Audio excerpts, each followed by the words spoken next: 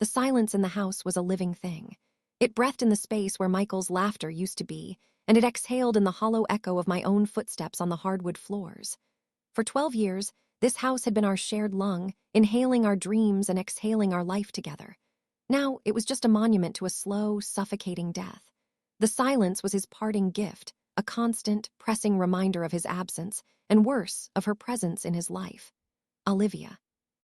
Her name felt like a shard of glass on my tongue. It had all unraveled with the sickeningly cliché speed of a runaway train. One day, I was Emily, wife of Michael, planning a trip to Italy to celebrate our 13th anniversary. The next, I was Emily, the woman whose husband was leaving her for his 26-year-old associate, a woman with hair the color of spun gold and a smile that could curdle milk.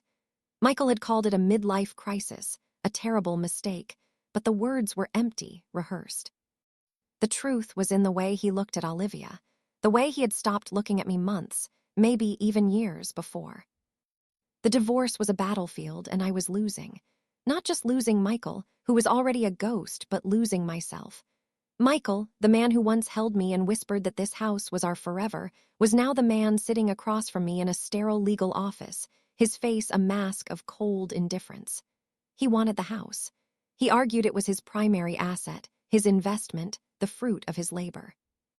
He conveniently forgot the nights I'd spent stripping wallpaper until my fingers bled, the weekends we'd laid the patio stones together, the garden I had coaxed from a patch of stubborn clay into a riot of color. He forgot that a home is built with more than money. It's mortared with shared moments and sealed with love. My lawyer, Sophia, was a force of nature. Sharp, impeccably dressed, with a mind that moved like a striking snake. She fought for me with a ferocity that I, in my grief-stricken stupor, could not muster for myself. "He's hiding assets, Emily," she'd said, her dark eyes flashing. "Men like Michael always do. They think they're smarter than everyone else. They build an empire on ego and expect their wives to walk away with the crumbs." But Michael was clever.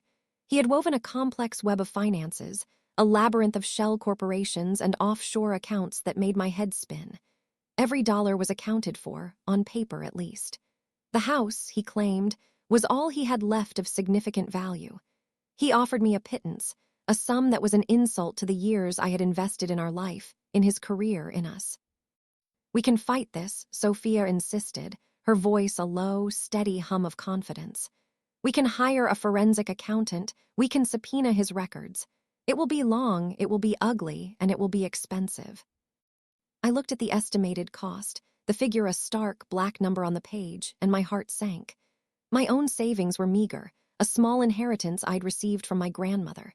It would be gone in a matter of months, swallowed by legal fees with no guarantee of success. The thought of a protracted, public battle, of having our private life dissected and displayed, was more than I could bear. I was tired. The fight had gone out of me, leaving a raw, aching void. "Just let him have it," I whispered, the words tasting like ash. "I want it to be over." Sophia looked at me, and for a moment the legal warrior vanished, replaced by a woman who saw my pain. "Emily, this isn't just a house. It's a symbol. It's your history, your security. Don't let him take that from you out of spite." "He's already taken everything else," I replied, my voice cracking. "What's one more thing?" The final mediation was a blur of legal jargon and veiled threats. Michael sat beside Olivia, who had insisted on being present. She was a vision of youthful triumph, her hand resting possessively on his arm. She looked at me not with pity, but with a smug, victorious glint in her eyes. She was the new queen, and I was the deposed, aging monarch being exiled from my own kingdom. Her presence was a calculated cruelty, a final twist of the knife, and it worked. It broke the last of my resolve. I signed the papers. The house was his. I had 60 days to vacate. The following weeks were a slow, methodical erasure of my own existence. Packing up 12 years of life is a brutal archaeological dig. Each box I filled was a stratum of my past. The chipped mug from our first Christmas together.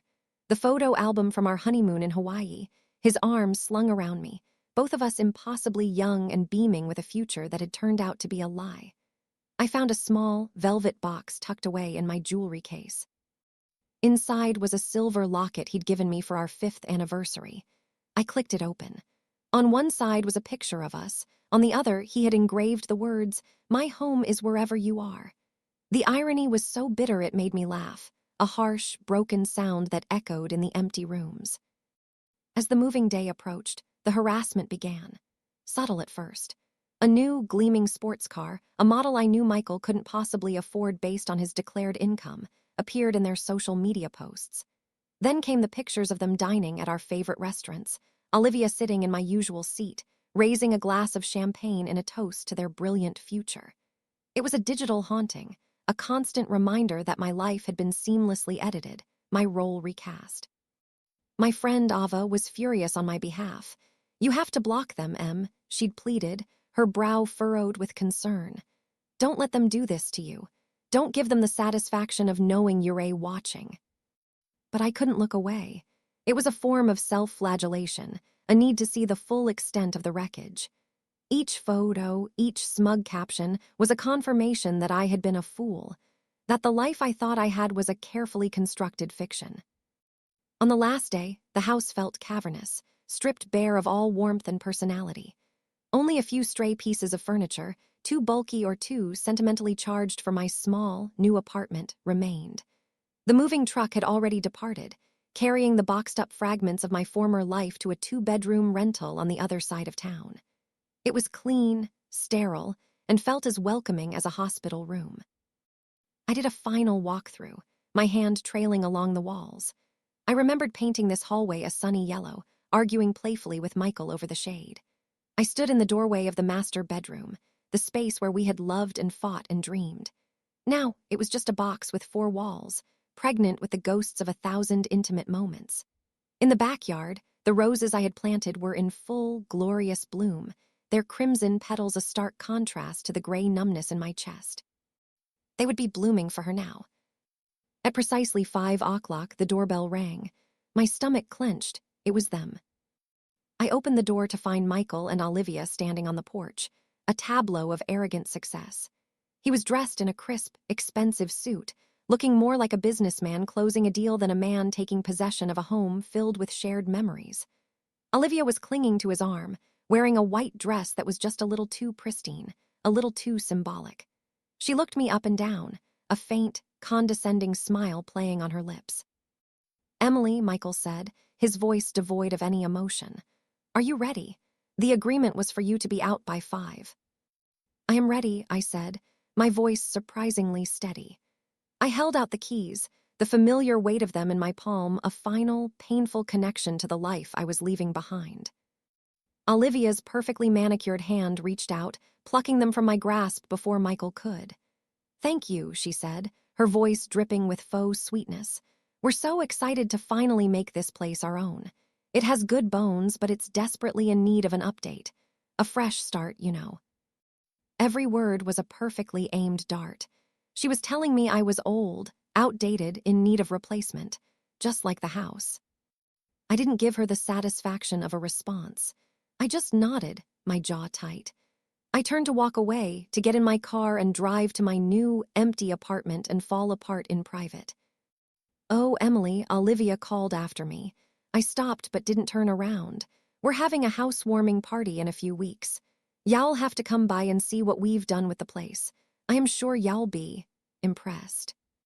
The malice was so potent it was almost visible, shimmering in the afternoon air. That was her goal. Not just to take my house, my husband, my life, but to rub my face in it, to make sure I understood the totality of my defeat. I finally turned to look at her, to look at them both one last time. I saw 2 strangers standing on the porch of a house I no longer recognized. I thought of everything I had lost, of the gaping hole that had been torn in the fabric of my life. In that moment, the exhaustion I had felt for months was replaced by a tiny, flickering ember of something else. It wasn't hope, not yet. It was something harder, colder. It was resolve. "I don't think so," I said, my voice quiet but firm. I walked to my car without looking back, the image of Olivia dangling my keys from her finger burned into my memory. As I drove away, I saw her unlock the front door and walk inside as if she had belonged there all along. She was the new owner. She had one. The house was hers. I felt a tear slide down my cheek, hot and stinging. I had followed the rules, I had bowed out gracefully, I had tried to maintain my dignity, and in the end I had nothing. Little did I know, as I drove towards my lonely new reality, that the game wasn't over. Sophia hadn't been idle, and the locks on that front door, the very keys Olivia now held, were about to become completely, spectacularly irrelevant. The war was far from over, and the next battle would not be fought in a courtroom, but right on that very porch. The first few weeks in the new apartment were a study in gray. The walls were a sterile, landlord-special beige that seemed to absorb all light and joy. My furniture, which had looked so warm and inviting in the sun-drenched rooms of my old house, now appeared shabby and out of place, like refugees from a better life. I moved through my days in a fog of grief, the silence of my new surroundings a different beast from the one that had haunted my final days in the house. That silence had been heavy with memories. This one was thin and empty, a vacuum where a life used to be. I tried. I bought a new rug, a cheerful yellow one, hopping to inject some color into the space. It lay on the floor like a garish bandage on a mortal wound. I unpacked the boxes of books, arranging them on the cheap particle board shelves, but their familiar spines offered no comfort. They were just objects, remnants of a person I no longer felt I was. My friend Ava would call every day, her voice a lifeline of forced cheerfulness. "Come out for dinner, Em," she'd coax. "We can go to that new Italian place. It will be good for you to get out of the apartment." "I'm not hungry," I'd reply, the thought of food turning my stomach to lead. Just for a drink then, a change of scenery. But I couldn't bear the thought of public spaces, of seeing happy couples laughing over plates of pasta, their lives untouched by the kind of wreckage that had consumed mine. Every normal scene of domestic bliss felt like a personal affront. So I'd make an excuse, promise to call her tomorrow, and then I would curl up on the unfamiliar sofa and let the grayness of the apartment seep into my bones. The digital haunting continued, relentless and cruel. Olivia had taken over my old home with a conqueror's zeal. Her Instagram feed was a curated stream of renovations and redecorations. My sunny yellow kitchen was painted a cold, stark white.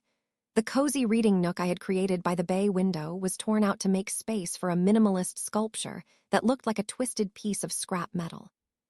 She posted a photo of my beloved rose garden being ripped out, the caption reading, "Out with the old, in with the new," making way for a sleek, modern Zen garden. # new beginnings dream house. Each post was a calculated erasure, a deliberate act of violence against my memory. She wasn't just redecorating a house. She was systematically dismantling my past, declaring it worthless. And Michael was her willing accomplice, grinning in every photo, his arm wrapped around her waist as they posed with sledgehammers in front of a wall they were about to demolish. The wall of our master bedroom. I was scrolling through this fresh hell one Tuesday afternoon, a familiar knot of acid twisting in my gut, when my phone rang. I saw Sophia's name on the screen and my heart lurched. Legal calls were never good news. I expected it to be about some final, forgotten piece of paperwork, another bureaucratic nail in the coffin of my marriage. "Emily," she said, her voice crisp and businesslike, entirely devoid of pity. It was one of the things I appreciated most about her. "I need you to come to my office, now." "Is something wrong?" I asked, my voice barely a whisper. "That depends on your perspective," she said, a cryptic edge to her tone. "Just get here as soon as you can." The drive to her downtown office was a blur of anxiety. I imagined 100 different catastrophes. Michael was suing me for some imagined slight. Olivia had found a box of my old letters and was threatening to post them online. The possibilities were endless, each one more humiliating than the last. When I arrived, Sophia's assistant, a young man named Daniel, led me straight into her office. She was standing by the large window that overlooked the city, a formidable silhouette against the afternoon light. She turned as I entered, and for the first time, I saw a flicker of something other than professional steel in her eyes. It looked like satisfaction. "Sit down, Emily," she said, gesturing to one of the plush leather chairs opposite her massive mahogany desk. "Would you like some water? Coffee?" I shook my head, my throat too tight to swallow. "What is it, Sophia? What happened?" She sat down, leaning forward and steepling her fingers. Her gaze was intense, unwavering. When you told me to let him have the house, I'll admit I was disappointed. Not in you, but in the injustice of it. So I did what any good lawyer would do. I respected my client's wishes, but I didn't stop digging. I stared at her, confused. Digging for what? The divorce is final. He has the house. He has the keys, she corrected, a ghost of a smile touching her lips. Possession is 9/10 of the law, but the other 10th is ownership. And that, my dear Emily, is a very interesting piece of paper. She explained it to me then, a labyrinth of legal and financial maneuvering so intricate, so brilliant, that I could barely keep up. While Michael's lawyers were busy celebrating their victory, Sophia had continued to pull at the threads of his financial web. She had hired a forensic accountant, a quiet, unassuming man named Jacob, who had the patience of a saint and the mind of a bloodhound. Michael was sloppy, Sophia explained. He thought he was so much smarter than everyone else. He declared his primary assets, but he was also hiding significant liabilities. He had a number of high-interest business loans he'd taken out to fund a disastrous tech venture, loans he'd secured against, you guessed it, the house. My mind reeled. But how is that possible? He said the house was clear. He lied, under oath. Perjury, in fact. He was leveraged to the hilt. The new sports car, the expensive dinners, the lavish gifts for his child bride. It was all a house of cards, funded by debt. He needed to liquidate the house, and he needed to do it fast before his creditors came calling and the whole charade collapsed. He was desperate to sell, but he couldn't put it on the open market because that would raise questions. A public listing would leave a paper trail that could lead right back to his hidden debts and his lies in court. Sophia leaned back in her chair, the look of satisfaction on her face deepening. So, he needed a private buyer, someone who would pay cash, close quickly, and ask no questions, and I made sure we were the only buyer he could find. I asked, my voice hoarse. I have a number of investment contacts, she said smoothly. I created a blind trust. We made him an offer through a third-party agent, an offer that was low enough to be a bargain, but high enough that in his desperation, he couldn't refuse. It was his only way out. He thought he was pulling a fast one, selling the house quietly, pocketing the cash, and leaving his creditors in the dust while simultaneously completing his humiliation of you. I felt like I was drowning in information, the details swimming around me.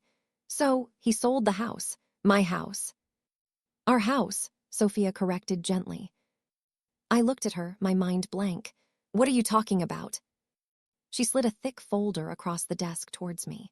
Her hand rested on top of it for a moment, her perfectly manicured nails a stark red against the beige cardboard. Michael signed the closing documents 3 days ago. He was in such a rush to get the money and take Olivia on a celebratory trip to the Caribbean that I doubt he even read the name of the purchasing entity. The title was transferred yesterday morning. He no longer has any legal right to that property. He is, for all intents and purposes, a trespasser. My hands trembled as I opened the folder. Inside was a sheaf of legal documents filled with dense text that I couldn't comprehend. But on the top page, the deed of sale, one line was clear. It listed the name of the new owner. It wasn't a person's name, but the name of a trust, the Blackwood Residential Trust. I looked up at Sophia, my eyes wide with a question I was afraid to ask. She finally allowed herself a full, genuine smile. It transformed her face. Blackwood is my mother's maiden name. I am the sole trustee, Emily. She paused, letting the weight of her words settle in the silent room. I am the new owner of your house. The air left my lungs in a rush. The gray, sterile apartment, Olivia's smug Instagram posts, the crushing weight of my defeat, it all seemed to warp and shimmer like a mirage. I stared at the woman across the desk, this legal sorceress who had just redrawn the map of my entire world. But why? I stammered. How? The why is simple. I don't like bullies, and I believe in justice. As for the how, let's just say that the settlement Michael gave you, the one we both knew was an insult. It made for a very nice down payment. The rest is financed by the trust. Think of it as an investment. A house in that neighborhood is always a good investment. She stood up and walked back to the window, looking down at the city below. He and Olivia will be back from their little trip tomorrow. I imagine she'll want to start moving her things in. She'll probably expect you to have left the last of your things on the curb for the trash pickup. She'll walk up to that front door with the keys you gave her, expecting to step into her new life. Sophia turned to face me, her eyes glinting with a cold, hard fire. But those keys won't work anymore. I had the locks changed this morning. When she rings that doorbell, she won't find a defeated ex-wife. She'll find the new owner, and I have a little housewarming gift for her. She walked back to her desk and picked up a single, crisp envelope. She tapped it against her palm. Your ex-husband committed fraud and perjury. He hid assets and lied under oath. That is a crime, Emily. A crime that carries serious consequences. Everything he did to cheat you out of your home has given us the legal grounds to go after everything else he has. This, she said, holding up the envelope, is the beginning of that process. And this, she slid a single, shiny new key across the polished surface of the desk, is the beginning of yours. I looked at the key. It was a simple piece of metal, but it felt impossibly heavy. It was the key to the house, my home. Tears welled in my eyes, but they were not the hot, bitter tears of grief I had been crying for months. They were tears of shock, of disbelief, and of a fragile, terrifying, incandescent hope. The war wasn't over. It had just begun. I sat there, frozen in the plush leather chair, staring at the single, gleaming key on Sophia's desk. It was an object of impossible power, a fulcrum upon which my entire world was tilting. For months, I had been drowning, pulled under by the relentless tide of grief and humiliation. Now, a hand had reached through the surface and was pulling me up, offering me a breath of air so sharp and cold it was painful. Hope, it hurt. I don't understand, I finally managed, the words catching in my throat. You bought my house. I bought an undervalued asset from a motivated and legally compromised seller, Sophia corrected, her tone precise. The fact that it was your house is a satisfying coincidence. Her eyes twinkled, belying the dryness of her words. She was enjoying this, and a part of me, the part that had been dormant for so long, began to enjoy it too. What happens now? I asked, my gaze still fixed on the key. Now we go home, she said simply. We wait. According to their flight information, yes, I have that too. They should be arriving from the airport in about 2 hours. I suspect they'll come straight here. They'll be eager to start their new life, to survey their kingdom. The thought of seeing them, of facing them, sent a tremor of fear through me. It was one thing to know this in the safety of Sophia's office, shielded by her confidence. It was another to be there, on the porch, when their world came crashing down. I don't know if I can, Sophia, to see her in my house. Sophia came around the desk and placed a hand on my shoulder. Her touch was firm, grounding. It's not her house, Emily, it's yours, and you won't be facing her alone. I'll be there every step of the way, but you need to be there, you need to see this. You need to take your power back. This is not about revenge, this is about justice and closure. Her words resonated deep inside me. Closure. It was something I hadn't even dared to dream of. I had resigned myself to a life of haunted memories and a dull, persistent ache of loss. But Sophia was offering something else. A final chapter. An ending I could write myself. I picked up the key. Its cool, solid weight was a comfort in my clammy palm. Okay, I said, my voice gaining a sliver of strength. Let's go home. The drive was surreal. We took Sophia's car, a sleek black sedan that moved through the city traffic with an understated authority that was so much like its owner. As we turned onto my old street, my heart began to pound a frantic rhythm against my ribs. Everything looked achingly familiar. The ancient oak tree on the corner, Mrs. Gable's prize-winning petunias, the scuff mark on the curb where I'd hit it with the car years ago.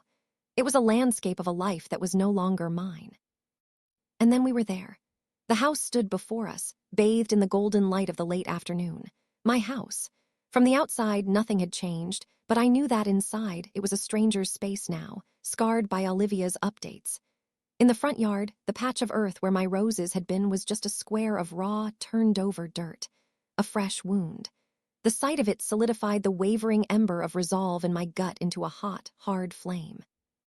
Sophia parked the car across the street, a few houses down, giving us a clear view of the front porch.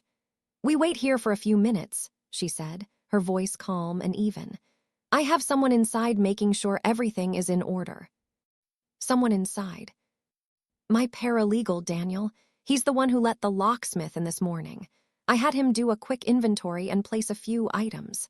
She gave me another one of those rare, brilliant smiles. Think of it as setting the stage. We sat in a comfortable silence, the quiet hum of the engine the only sound. The minutes stretched into an eternity.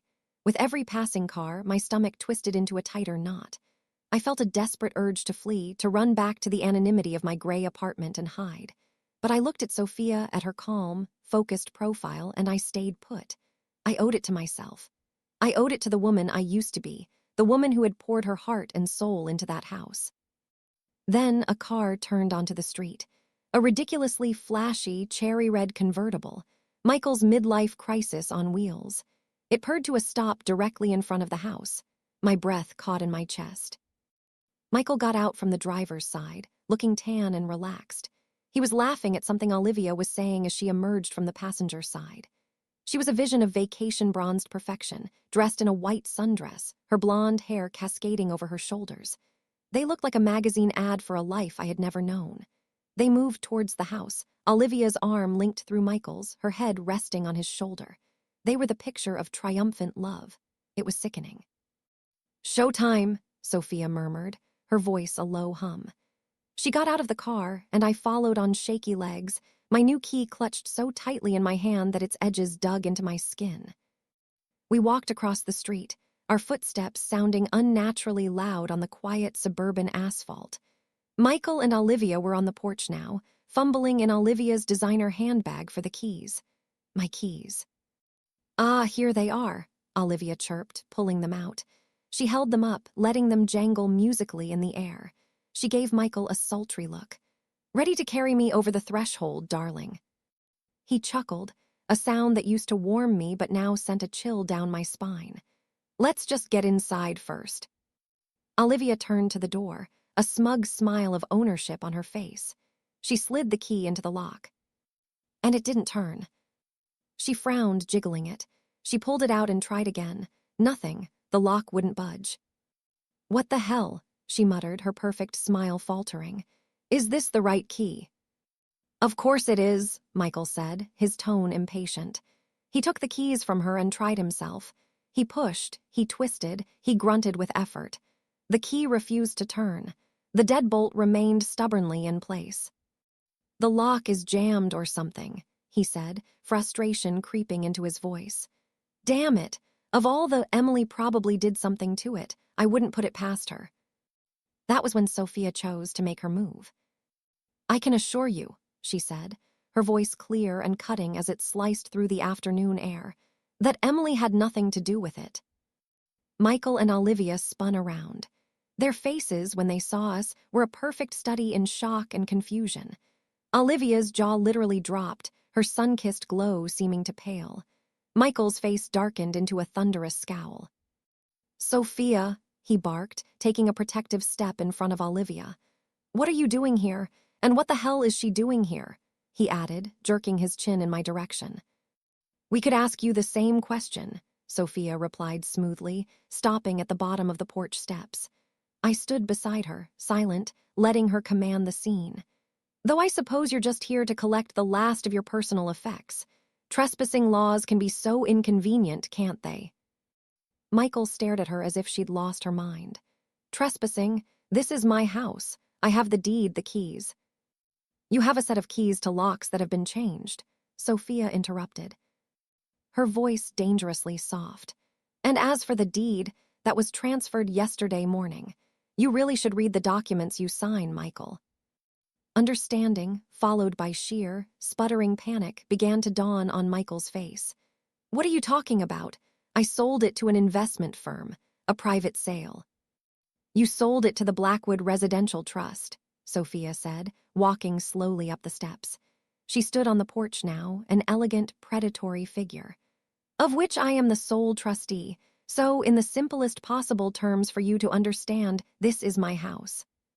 She paused, letting the words hang in the air. She then reached into her briefcase and pulled out her own set of keys. With a smooth, effortless motion, she slid her key into the lock. It turned with a satisfying, audible click. She pushed the door open, revealing the hallway behind her. "Now," she said, turning back to face them, "as the new owner, I'm afraid I have to ask you to leave my property." Olivia, who had been silent until now, found her voice. It was shrill, laced with disbelief and fury. "You can't do this. This is our home. We just bought it. Michael," she shrieked, turning to him. "Do something." Michael's face was a mottled shade of red and white. He was a cornered animal, his arrogance stripped away to reveal the panicked, desperate man beneath. "You bitch," he snarled at Sophia. "This is some kind of trick. It's illegal. I'll sue you. I'll sue you both." "I invite you to try," Sophia said, her voice dripping with ice. "A lawsuit would involve discovery, and I imagine you wouldn't want the courts, or the IRS for that matter, to discover the network of hidden loans and the fraudulent declaration of assets you committed during your divorce proceedings. Perjury is a very serious offense, Michael." The color drained from his face. He was speechless. He knew he was trapped. Olivia, however, was not so easily defeated. Her shock was quickly morphing into pure, unadulterated rage. She looked past Sophia, and her eyes landed on me, standing silently at the bottom of the steps. "You," she screeched, pointing a trembling, accusing finger. "This was you, you pathetic, bitter old woman. You couldn't stand to see him happy, so you cooked up this insane scheme." She lunged forward, her face contorted in a mask of fury, as if she was going to attack me. But Sophia simply stepped in her path, blocking her way. "I wouldn't do that if I were you," Sophia said, her voice dangerously calm. She reached into her briefcase again and pulled out the crisp envelope she had shown me earlier. "I believe this is for you." She didn't hand it to Michael. She held it out to Olivia. Confused, Olivia snatched it from her hand. She ripped it open, her eyes scanning the document inside. Her face went from rage to confusion, and then to a stark, bone-white terror. It wasn't a lawsuit. It wasn't a notice of eviction. It was a temporary restraining order, nomming me as the protected party, and her as the respondent. "What is this?" she whispered, her voice trembling. "That," Sophia said, "is a legal document ordering you to stay at least 500 feet away from Ms. Myers and her residence. Effective immediately. The police have already been notified. If you do not leave the premises now, you will be arrested." Olivia looked from the paper to me, then back to the paper. She looked at the house, my house, which was now legally defined as my residence. Her mind, so quick to calculate social victories, was finally grasping the totality of her defeat. She had come here to gloat, to perform the final act of her triumph, and instead she had been served. Humiliated, destroyed with a single piece of paper, just as Sophia had planned. Sophia stepped back inside the doorway. "You have 5 minutes to remove yourselves from my property," she said, her voice echoing with finality. She looked at me and gave a small, almost imperceptible nod. It was my turn. I walked up the steps, my legs steady for the first time in months. I didn't look at Michael, who stood frozen, a statue of impotent rage. I looked directly at Olivia. Her eyes were wide with a hate so pure it was almost beautiful. I saw in them the reflection of my own pain from the past year, and I felt nothing, just a vast, quiet emptiness where the hurt used to be. I walked past her, through the door Sophia held open for me, and stepped into my home. And then I turned. Sophia and I stood together in the doorway. "Close the door, Emily," Sophia said softly. My hand went to the cool brass knob. I looked at Olivia's stunned face, at Michael's defeated rage. I saw the life I had lost and the new one that was just beginning. And with a strength I never knew I possessed, I pulled the door shut, the sound of the latch clicking into place the sweetest sound I had ever heard. The battle was over. The war had just begun. The click of the deadbolt sliding into place was the loudest sound I had ever heard. It was a period at the end of a sentence I'd been trapped in for a year. It was a final, definitive full stop. For a long moment, neither Sophia nor I moved. I remained with my hand on the doorknob, my forehead resting against the cool, solid wood of the door, the barrier between my past and my future. My legs felt like they might give out at any moment. The adrenaline that had surged through me on the porch was draining away, leaving a hollow, trembling weakness in its wake. From outside, I could hear the muffled sound of Olivia's voice, rising in a hysterical shriek. Then Michael, his voice a low, furious growl of curses and threats. It was a storm on the other side of a sea wall, a tempest that could no longer touch me. "Are you all right?" Sophia's voice was soft, cutting through the chaotic sounds from outside. I turned from the door, my back sliding down it until I was sitting on the floor of my own hallway. I looked up at her, this warrior in a silk blouse and tailored suit who had single-handedly redrawn the battle lines of my life. I tried to speak, to say thank you, to ask a million questions, but all that came out was a single, ragged sob. And then another, and another. The dam of grief, fear, and exhaustion I had so carefully constructed over the past year finally broke, and it all came flooding out in a torrent of silent, racking tears. I buried my face in my hands and wept. I didn't weep for Michael, or for the marriage that had been a lie. I wept for the woman I had been, the one who had believed in forevers and had tended her roses with such loving care. I wept for the profound, soul-crushing loneliness of the past few months, and I wept with a relief so immense it was physically painful. Sophia didn't say a word. She didn't offer platitudes or comforting touches. She simply stood there, a silent, patient sentinel, giving me the space to shatter. When the storm of tears finally subsided, leaving me hiccuping and breathless on the floor, she walked into the living room and came back with a box of tissues and a bottle of water from a bag Daniel, her paralegal, had evidently left. "Drink this," she said, her voice gentle but firm. "Deep breaths." I did as I was told, the cool water a balm to my raw throat. Slowly, the trembling in my limbs began to subside. "I'm sorry," I whispered, wiping my eyes. "Never apologize for a moment of catharsis," she replied, taking a seat on the bottom step of the staircase. "It was necessary. You've been holding that in for a long time." The shouting outside had faded. I heard the roar of the convertible's engine as Michael peeled away from the curb, a final, impotent display of aggression. The silence that descended in the aftermath was profound. It wasn't the empty silence of my apartment or the haunted silence of my last days here.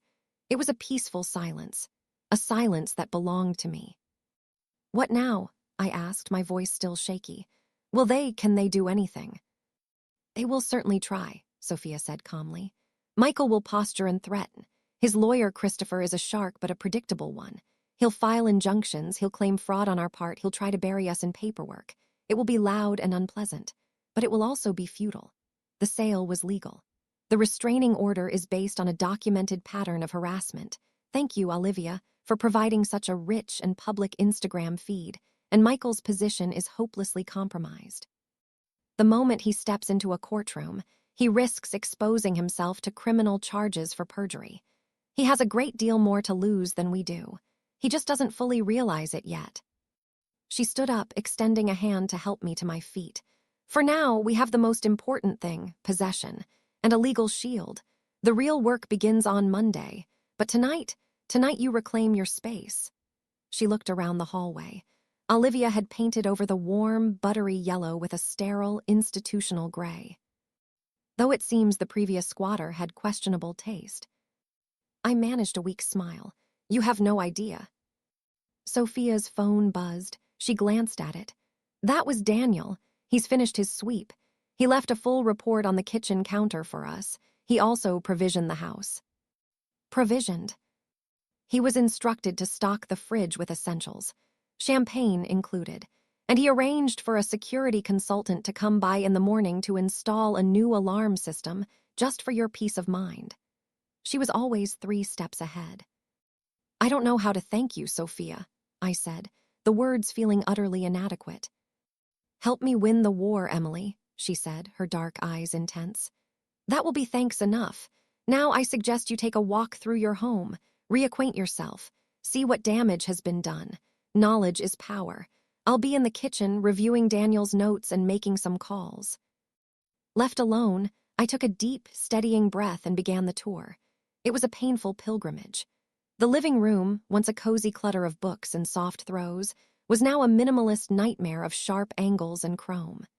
The fireplace, where Michael and I had spent so many winter nights, was framed by a hideous abstract painting that looked like a paint factory had exploded. I walked into the kitchen. The cheerful blue tiles I had handpicked were gone, replaced by slabs of cold white marble. The sturdy oak table where I'd had coffee every morning had been swapped for a glass and steel monstrosity. It looked like a showroom, not a kitchen. On the counter was a thick binder labeled Property Report, and next to it, a chilled bottle of Veuve Clicquot. I continued my tour, a strange sense of detachment settling over me.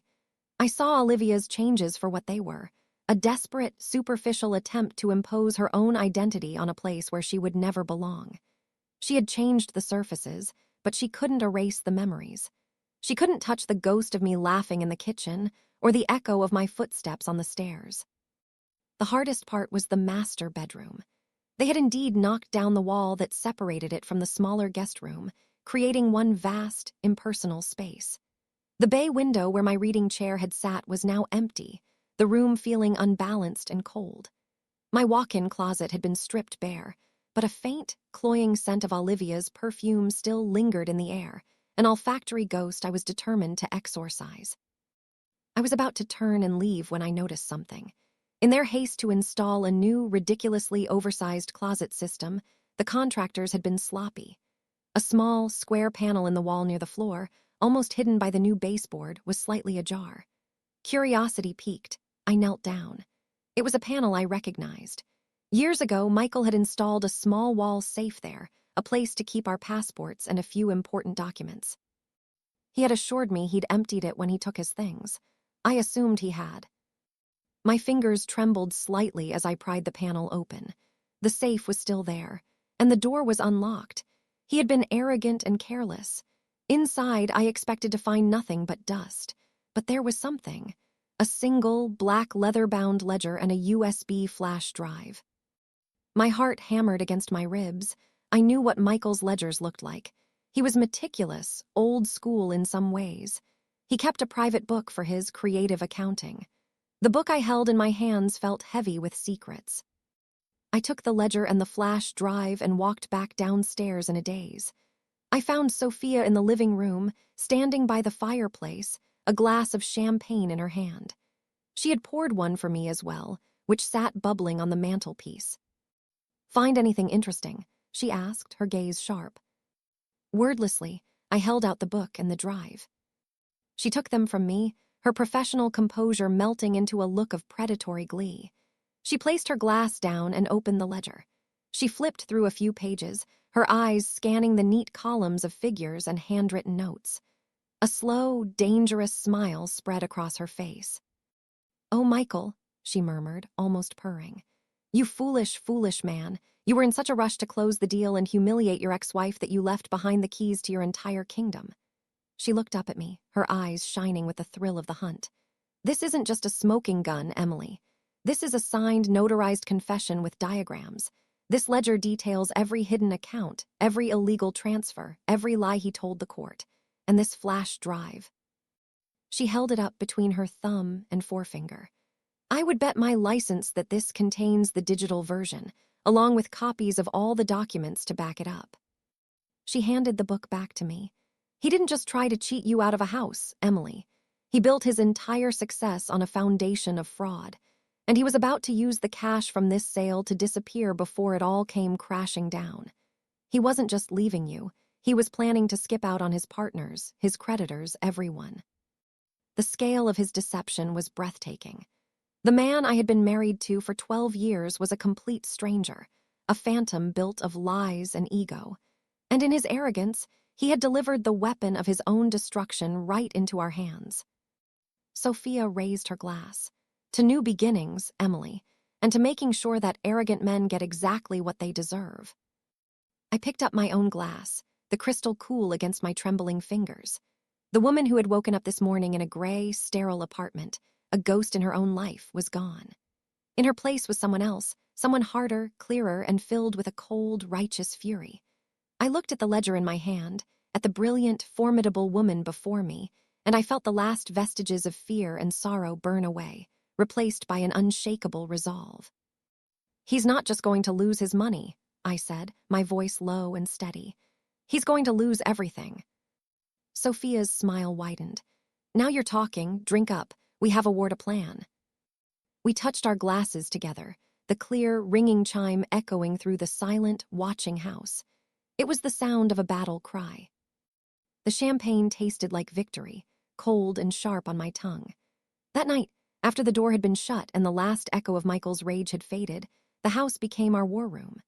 Sophia, with the laser focus of a master strategist, spread the contents of the ledger and the files from the flash drive across the cold marble of the kitchen island.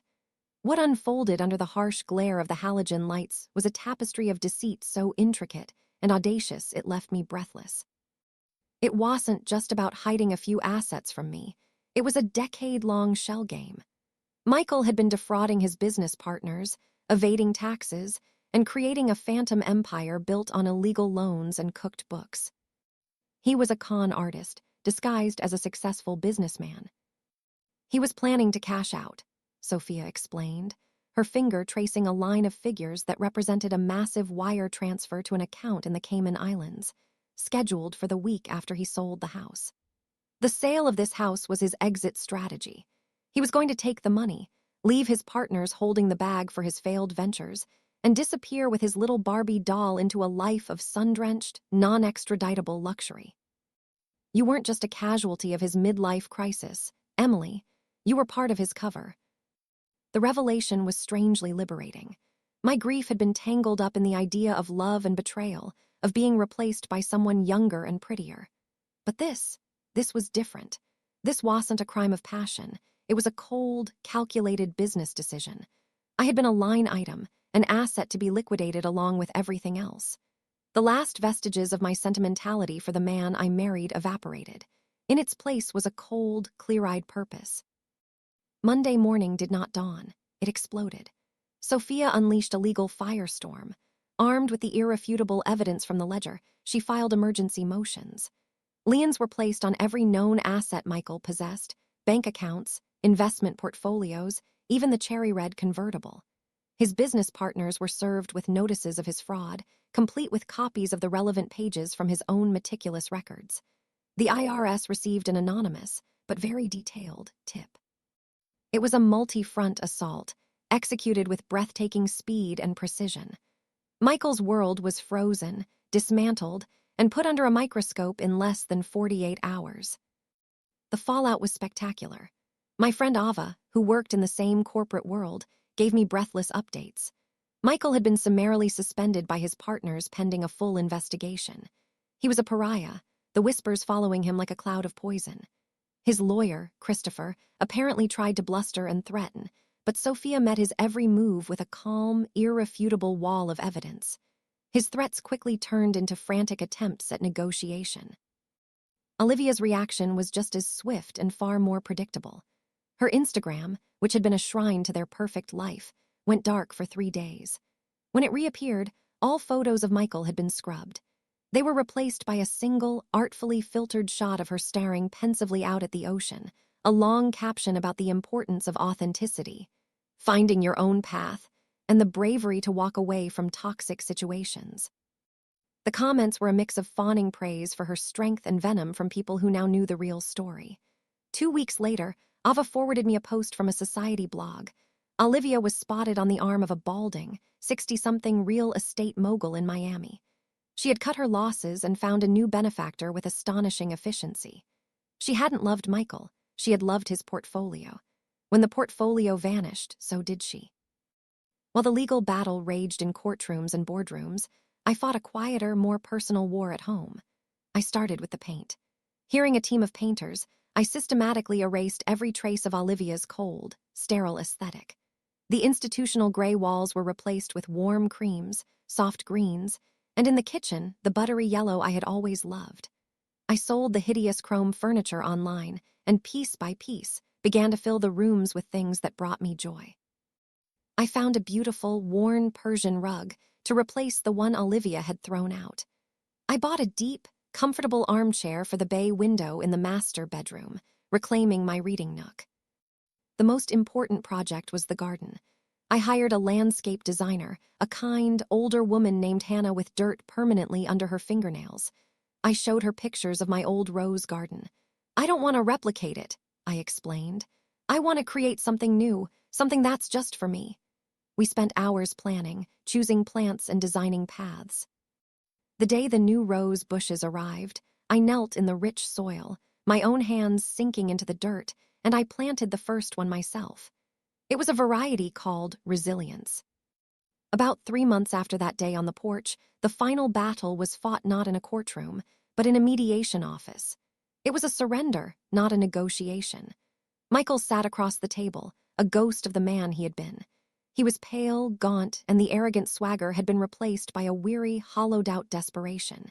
His expensive suit hung on his thinner frame. He was legally and financially ruined. His partners were suing him. The IRS was auditing him, and he was facing the very real possibility of jail time. Sophia laid out our terms. They were not kind. In exchange for our cooperation with the authorities regarding his criminal exposure, a cooperation that might lead to a more lenient sentence, he would sign over everything. His remaining assets, his pension, his entire financial future. The vast majority would go to settling his debts with his partners and the government, but a significant portion would be placed into a trust for me. It was more money than I could ever have imagined, a sum that guaranteed I would be secure for the rest of my life. It was, Sophia noted with a grim smile, almost exactly the amount he had been planning to spirit away to the Cayman Islands. He didn't argue. He just nodded, his eyes fixed on the polished surface of the table. He signed the papers with a trembling hand. As the meeting concluded and we stood to leave, he spoke my name for the first time. Emily. I stopped and turned, my hand on the doorknob. Sophia stood beside me, a silent guardian. I'm sorry, he whispered, and for the first time I think he might have meant it. Not for the affair, not for the lies, but for getting caught. He was sorry for the destruction of his own life. I looked at him, at this stranger who had shared my bed for 12 years, and I felt the last, stubborn anchor of my old life finally pull free. I felt no anger, no hatred. I felt nothing but a profound, weary pity. I know, I said, and it was the truth. I did know. I knew everything about him now. I turned and walked out the door without looking back. A year has passed since that day. The house is no longer a silent, watching thing. It breathes with me. It's filled with the scent of baking bread, the sound of music from the speakers, and the laughter of friends like Ava who come for dinner. The gray is gone, replaced by color and warmth and life. In the backyard, the resilience roses are in full, glorious bloom, their crimson petals a testament to the fact that some things, when cut back to the root, can grow back stronger and more beautiful than before. The legal battles are over. Michael, in the end, avoided prison, but his life as he knew it is over. He lives in a small apartment. Works a menial job, a cautionary tale whispered in the boardrooms he once commanded. I never hear from him. I never hear of Olivia. They are ghosts, characters from a story that is no longer mine. I am sitting now in my reading nook, a cup of tea growing cool in my hands. The late afternoon sun streams through the window, falling across an open travel guide on my lap. The page is bookmarked to a section on Florence. The trip I once planned to save a dying marriage, I will now take to celebrate a life reborn. I look out the window, past the blooming roses, to the quiet, peaceful street. The silence in the house is a living thing. It breathes in the contentment of a life reclaimed, and it exhales in the quiet, steady rhythm of my own heart. It is the sound of peace. It is the sound of home, and it is entirely mine.